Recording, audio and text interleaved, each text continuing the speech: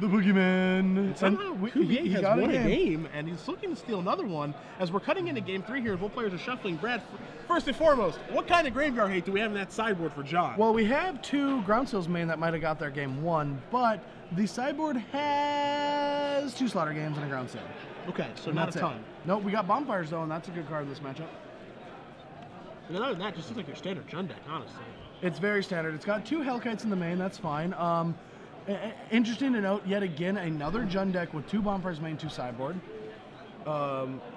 Splitting up with like a Mizzy Mortar's main and a Mizzy Mortar's sideboard. Yeah, he just has like 1 or 2 of all over his main deck, and then extra copies in the sideboard, just in case. Okay. And John was going to be on the play for this one, so he certainly lost game 2, and he'll be on the play for game 3. Taking a look at Michael's deck list here as both players look at their opening hands. This is a very traditional look here at the Junk Reanimator deck list. He does have 2 copies of Lingering Souls, 1 Deathrite Shaman in his main, 6 Mana Accelerants, and 4 Avacyn's Pilgrim, and 2 Arbor Elves. Does have the 3 Centaur Healers, 1 Acidic Slime in his main deck, and for Brad, hopefully we will see a Crater Behemoth, as there are 2 of those here. Oof. But both players have kept their 7 cards. John is going to start off with an Arbor Elf, and you're going to see Michael come out with his Avacyn's Pilgrim. So we have Mana Accelerants as we are underway here, Game 3, Round 5. Cuvelier versus Segal, Jun versus Junk Reanimator. Yeah, one thing that's fun to point out in Michael's sideboard is he's actually playing the I can't say Primordial. I think it is pronounced Sepcurial. That's what I'm going to go with. Black Primordial, right? Yes. All right, so turn 2, Bonfire, again, 1 for 1. These Jun players are not messing around. They know they have to deal with this Mana Acceleration. And you don't want the Junk Reanimator deck to get ahead of you, because it is very difficult to come back, because we're going to see a mulch here. It's going to turn over Restoration Angel, Unburial Rites, Overgrown Tomb, and Abrupt Decay.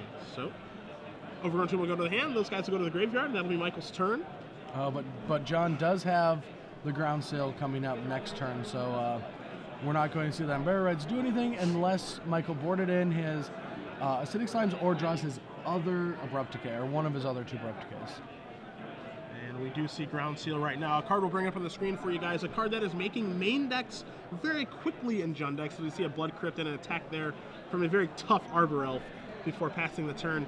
Ground Seal, again, a card that's making main decks nowadays to kind of slow down these Junk Reanimator decks. How do you feel about this card as a main deck card? I mean, it does cantrip, so it's not so bad. It's probably my favorite graveyard hate spell right now because, yes, it doesn't get rid of the whole graveyard, but it does deal with the things you need to deal with while cantripping, so you can draw multiples of them, as well as being a good graveyard hate spell against blue decks. I like that it stops the Snapcasters in blue, white, red, and it stops a couple snaps from Esper, as well as just being a silver bullet against your worst matchup and drawing you a card altogether.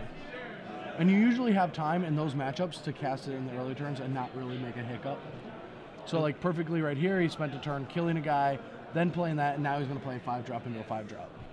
We are going to see an Overgrown Tomb coming to play untapped here for Michael. You know, Ground Seal does remind me of a card that we've seen many, many years ago. I don't even know if you played competitive Magic back then. A card called Sabo's Web. Never heard of it. Never heard of it. Let's see if you can find that one to bring up on screen. This was a card that, you know, did a nice job against Rashad and Port, among other things, and it did cantrip. And so Ground Seal also cantripping and both costing 2 mana. There are some parallels there. See Sabo's Web, Brad. You learn something new every day. Invasion, baby. That old card border. Don't untap during the controls and zap step. Wow. That's pretty cool. You got to shut down the Schadenport. The Schadenport used to just dominate. Yeah. Yeah, it was too good. And now we're going to see a Thunderball Hellkite. You know what else is too good? What's that? Thunderball Hellkite. That's a good Magic card. And it's coming across for 5 here. So it's putting the clock on Michael immediately. And Michael has to spend his turn taking 2 and Abrupt Decay. Too bad there's no Serenity in the sideboard. Yeah. Or in the graveyard. He has to Abrupt Decay that Ground Seal. As Brad said, no Angel Serenity in the graveyard, just a Restoration Angel to bring back. And that's not very good against Thunderball Hellkite. No, but we have 5 deep, or we actually are going to mulch, and then we still have a salvage, so... Sun Petal Grove, Woodland Cemetery, Avacyn's Pilgrim, and Grizzly Salvage. All right, well, it's good to get a land that doesn't shock us, and we can dig again for 5. And the great thing about Grizzly Salvage that has come up a couple times is it's optional to take something. Now, Tracker's Instinct has put so many Crater Hooves and Angel Trinities in my hand, and like when I want them in the yard. But Grizzly Salvage, you can just say, nope, don't want any of these cards. And I didn't know that about Grizzly Salvage, so we'll bring that up on the screen for you. I know you are an Unburial Rites Grizzly Salvage master. You don't have to take one of those cards. Nope. That's interesting. And it's only come up once where it was 4 spells in a target that I didn't want. Sure. But yeah, when I was playing the first versions of Humanimator, the Human Reanimator combo deck Yeah. that we played in Atlanta. Okay, dead. But when I did that, I multiple times like just had 5 options, didn't take any of them. It was Sure. like I want them all in the yard. As we are going to see a Slaughter Games here from John. He does have a Thragtusk, an Ultimate Price, and an Overgrown, or he has a Murder, excuse me, a Thragtusk, and an Overgrown Tomb. So you see Michael considering casting a Grizzly Salvage that you talked about, Yeah, and if you're John, Brad, what are you naming with the Slaughter Games? It's that 7-drop that kills all the things and does all the stuff. So you want to name Angel Serenity. That as is we true. see Grizzly Salvage turning over Evanston's Pilgrim, Centaur Healer, Gavney Township, a Sever the Bloodline, and a Temple Garden are the cards you see off the Grizzly Salvage.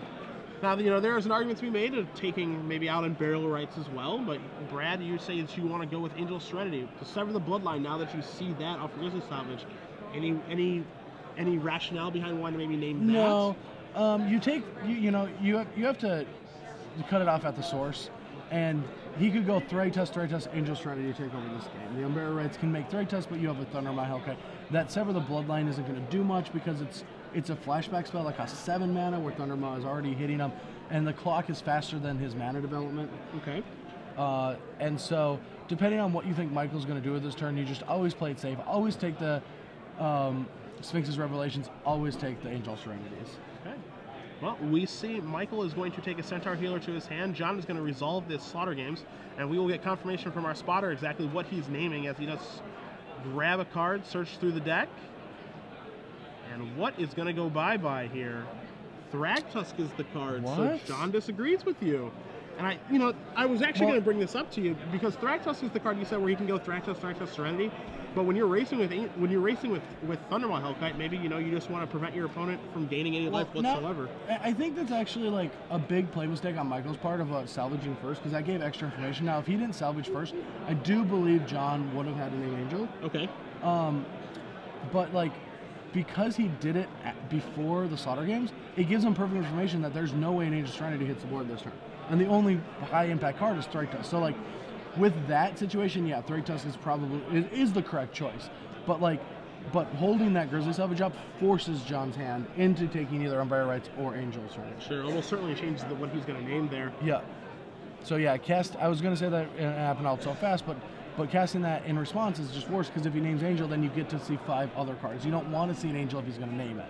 So now we do see an attack here from 6 by Cuvelier. In with that Thundermaw Hellkite and the Arbor Elf. Centaur Healer is going to gain Michael 3 life, push him up to 8. But he is in a little bit of trouble here, as he is going to play, looks to be one of those Ravnica dual lands. It is going to be a Temple Garden, and he does just pass the turn back. So Jonathan's able to top deck maybe a Thundermaw Hellkite. This game will be over on the spot. Well, he's going to drop him down to 3, and Michael's going to be able to gain 3 life next turn and present a chump blocker and then sever. But John's just going to play a stream of Thragtusk starting out with this one. And so you do see a Thragtusk here from John. He did draw a Ground Seal for the turn, so his hand is Ground Seal and Murder. Michael does draw a card. He draws an Abrupt Decay, a card that is not going to save him from that Thundermaw Hellkite right now. He can flashback on Burial Rites on that Restoration Angel, if he'd like. I mean, he also has a Restoration Angel in his hand. Not the greatest of plays, but does buy him time. I'd want to keep that in the graveyard just in case he maybe potentially could do something with a Crater Hoof. So now we do see Restoration Angel on the main phase. Don't want to run into any Searing Spirits, Abrupt Decays, and removal to break this up. He does want to get this 3 life right away, so he's going to go up to 6. And it looks like he's going to have to pass this turn back, considering Abrupt Decaying maybe that Arbor Elf right away. I mean, I feel like the Beast token is going to be a little bit more problematic. And it looks like Michael comes to the same conclusion that you do, Brad, as John is going to draw a card, and that's the miracle. And that is a concession. John Cuvelier with a top deck Bonfire of the Damned. And that's exactly what I was saying earlier in the day, is that the bonfires are those cards and those Naya and the Jund matchups where you're playing, you're tangoing. Obviously, John was way ahead in this game. Yes. But like, if there was a little bit closer, if Thragtusk were being resolved, that's the card that just ends the game immediately. You don't need the graveyard hit. You have the bonfire. You have 10 mana in play, and you get the job done. There can only be one Bonfire of the Damned. There's no other card like it when it gets turned over off the top. It hurts. It does not feel time. good. And every time I'm on the receiving end of one, all I can do is laugh, because I've done it to so many people in my day that I can't even get mad or feel bad about it.